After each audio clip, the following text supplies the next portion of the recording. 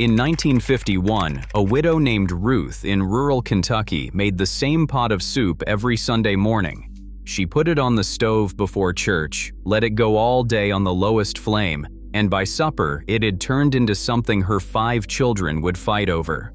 That soup cost her 22 cents to make. That soup is number 3 on this list. Number 11 was so common during the Great Depression that relief organizations printed the recipe on cards and handed them out at soup kitchens across the country. Number 1 is the soup your grandmother made when someone was sick, when someone was grieving, when nothing else in the world was going to fix it. And she was right. She was always right. These soups did not disappear because nobody wanted them anymore. They disappeared because someone convinced your family that real food came in a can with a red label. Hit that subscribe button and ring the notification bell. Let's count down the 15 forgotten poor man soups our grandmas swore by. Number 15. Tomato rice soup. This was the soup your grandmother made on Monday from Sunday's leftover rice and whatever tomatoes she had put up in August. A can of crushed tomatoes or a jar of home-canned tomatoes, a cup of leftover white rice, a diced onion softened in butter, salt, a pinch of sugar to cut the acid, and enough water or broth to make it pour. Simmer for 20 minutes until the rice swelled and thickened the broth into something almost hearty. A bowl of tomato rice soup cost maybe 8 cents in 1945. It was not glamorous, and it did not try to be. It was Monday. Monday required something warm and simple and zero effort, and this was all 3 of those things at once. Modern kitchens threw this recipe out when Campbell's put tomato soup in a can, but the can never had the rice, and the rice was the whole point. Number 14. Cabbage soup. If you grew up with a grandmother from Eastern Europe, a grandmother from Appalachia, or a grandmother from the rural South, you grew up with this soup, and you did not always appreciate it. 1 head of cabbage cost 15 cents in 1948. She quartered it, dropped it in a pot with a diced onion, a can of tomatoes, a beef bone if she had one, and water if she did not, salt and pepper, and let it go for an hour. The cabbage turned silky and sweet as it cooked, giving up its bitterness to the broth until the whole pot tasted like something you could not explain to someone who had never had it. Polish families made this. German families made this. Appalachian families made this. They all had different names for it. They all made it the same way. Poverty has no nationality, and neither does cabbage soup. Number 13. Corn chowder. When the garden came in and the corn was ready, and there was more of it than the family could eat fresh, your grandmother cut the kernels off the cob, dropped them in a pot with diced potatoes and onion, poured in enough whole milk to cover everything, and made a chowder that cost almost nothing and tasted like August captured in a bowl. Cream of corn chowder from scratch in 1952 cost under 20 cents for a pot that fed 6. The milk thickened as it simmered, turning the whole thing golden and sweet. A pat of butter on top before serving. Salt, pepper, nothing else needed. Restaurant versions now charge $12 for a cup of this with artisan crackers on the side. Your grandmother served it with white bread she baked that morning. There has never been a comparison. Number 12. Oxtail soup. The butcher gave oxtail away. Not sold. Gave. In the 1930s and 1940s, oxtail was the cut that nobody wanted, the part of the animal that took 4 hours to give up what it had, and most people did not have the patience or the stove time to bother. Your grandmother had both. She browned the oxtail sections in a heavy pot, covered them with water, added carrots, celery, onion, a bay leaf, and let the whole thing simmer for 4 hours until the collagen dissolved and the broth turned the color of dark amber and coated the back of a spoon. The meat fell from the bone in soft, yielding ribbons. Oxtail cost 10 cents a pound in 1940. Today it costs $8 a pound because chefs discovered it and called it rustic. Your grandmother called it Tuesday. Number 11. Vegetable beef soup.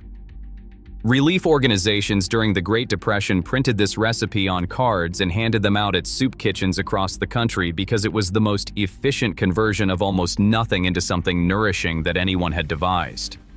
1 pound of the cheapest stew beef, whatever vegetables were left in the crisper, a can of tomatoes, water, salt. You browned the beef, covered it with water, added whatever you had, and let time do the rest. It cost 35 cents for a full pot in 1934. It fed a family for 2 days. Nutritionists later calculated that this soup provided nearly complete daily nutrition for adults. Your grandmother did not need a nutritionist. She already knew. She had known it her entire life. If your grandmother's kitchen is coming back to you right now, hit subscribe and ring the notification bell. We have more of her recipes waiting. Number 10. Black-eyed pea soup. In the South, black-eyed peas were not just New Year's luck. They were a Thursday night lifeline.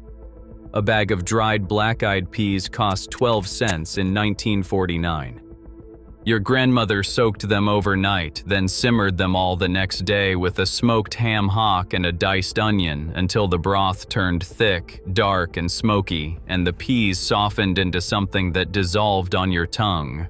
A pinch of red pepper flakes, a splash of apple cider vinegar stirred in at the end to cut the richness. It was served over white rice, so one pot stretched to feed everyone and still had enough left for tomorrow. Grandmothers in Alabama, Mississippi, and Georgia made this soup on the first of the month when the money came in, and kept making it until the last day of the month when it ran low. It bridged every gap. It always will. Number 9. Lentil soup. Immigrant grandmothers from Syria, from Greece, from Italy, from Hungary, they all arrived in America with different languages and different customs, and the same pot of lentil soup on the stove every Friday. Dried lentils did not need soaking like other dried beans. They cooked in 30 minutes, breaking down into a thick, earthy porridge that stuck to your ribs from lunch until the following morning. A pound of lentils cost 9 cents in 1938, and made enough soup to feed a family of 6. Cumin and coriander if she came from the Middle East. Bay leaf and paprika if she came from Eastern Europe. Olive oil and lemon if she came from Greece. The spices changed. The lentils never changed. The lentil was the constant. The lentil was the thing she brought with her from the old country and never gave up. Here is something that should make you angry. In 1897, Campbell's Soup introduced the condensed can. By 1950, women's magazines had begun quietly replacing scratch soup recipes with instructions for heating a can. By 1965, those same magazines had replaced their soup pages with half-page advertisements for canned products. A generation of grandmothers who had made soup from bones and scraps and dried beans their entire lives watched their daughters open a can and call it dinner. The food companies did not sell convenience. They sold the idea that your grandmother's way was the old way, the hard way, the outdated way. It was not. A pot of lentil soup from scratch takes 30 minutes. A can of lentil soup costs $3.49 and tastes like the cardboard it came in. Your grandmother knew the difference. Most of us forgot it. The soups on this list are the reminder. Number 8. Beef barley soup. This was the soup your grandmother made on the day after a roast. The bones went back into the pot with cold water, carrots, celery, onion, and a cup of pearl barley, and sat on the stove for 2 hours while the marrow dissolved into the broth, and the barley swelled and absorbed the beef-rich liquid until every grain was fat and tender. The soup that came out of that pot tasted nothing like the beef it had started with. It tasted better. The bones gave it depth that no piece of meat could match. Beef barley soup cost almost nothing because the beef was already paid for at Sunday dinner. The barley was 7 cents a pound in 1955. Your grandmother called this making the most of what you had. Home economists of the era called it stock-based cookery. It is the same thing. One is poetry. The other is a textbook. Number 7. Split pea soup.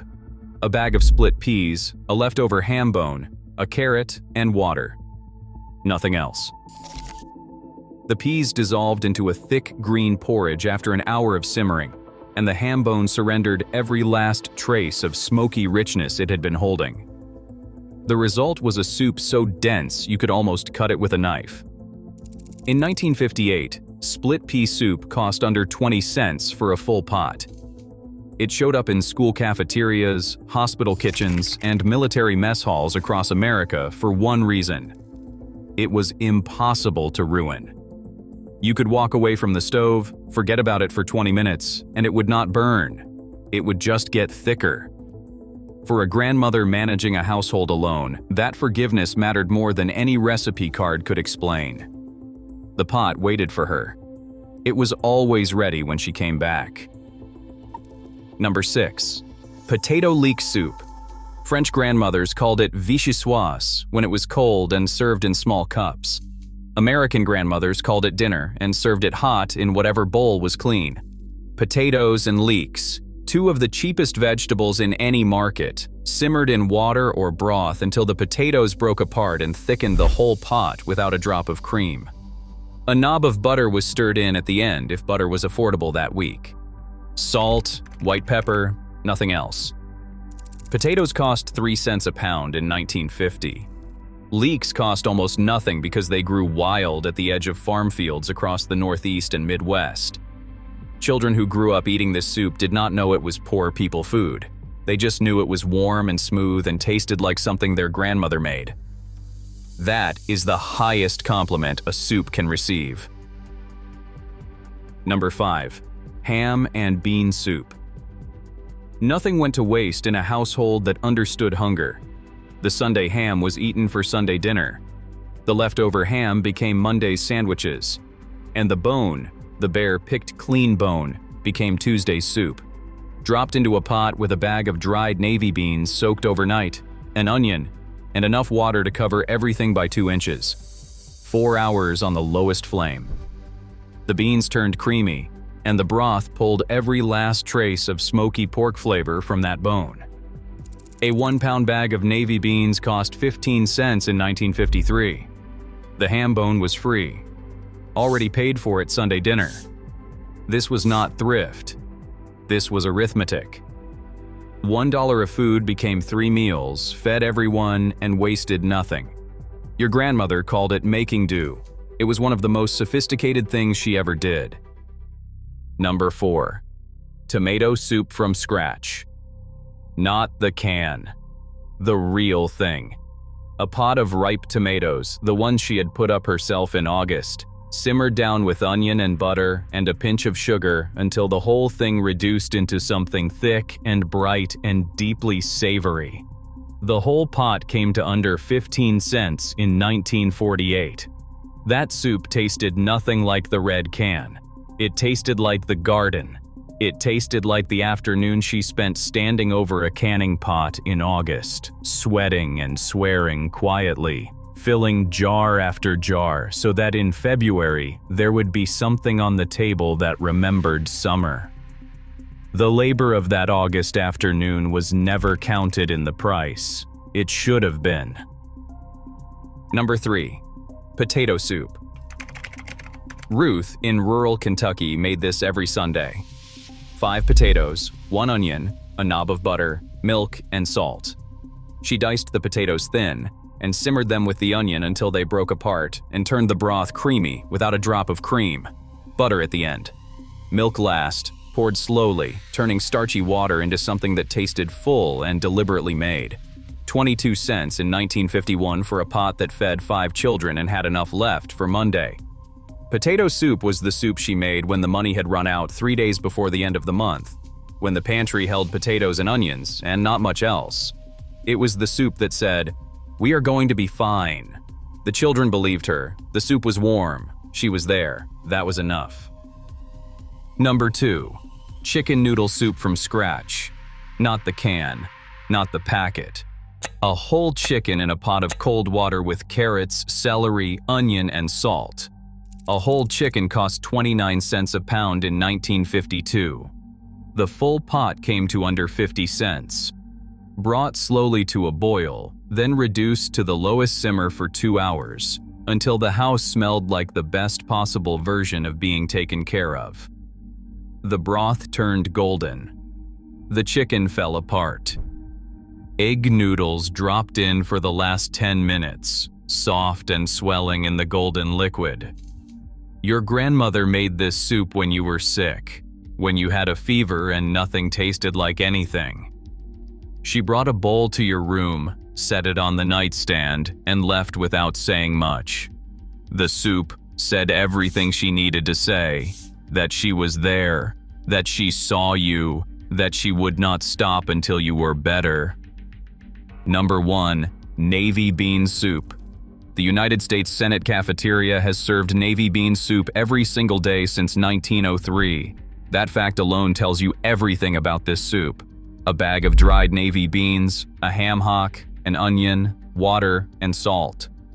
Soaked overnight, simmered for 3 hours until the beans burst at the skin and the broth turned thick and white and deeply smoky. 18 cents in 1942. It fed a family of 4 for 2 days. It kept soldiers going. It kept factory workers going. It kept grandmothers going on mornings when they did not know how they were going to keep the lights on. Your grandmother made this soup without thinking about it. She did not follow a recipe. She followed a memory that came from her grandmother, who learned it from hers. This soup is older than canned food. It is older than the idea that cooking needs to be complicated. It just needs to be made by someone who cares enough to let it go long enough. Your grandmother was always that person. Find the oldest recipe card in your family this week. The one written in someone else's handwriting. The one with stains from the last time it was used. Make what it says. Make the potato soup, the navy beans, the chicken noodle from scratch. Tell me in the comments which soup your grandmother made, and whether she had a name for it or just called it soup. Tell me if you can still smell it. Because some of you have not thought about that kitchen in years, and this list just put you back in it. I want to know where you went.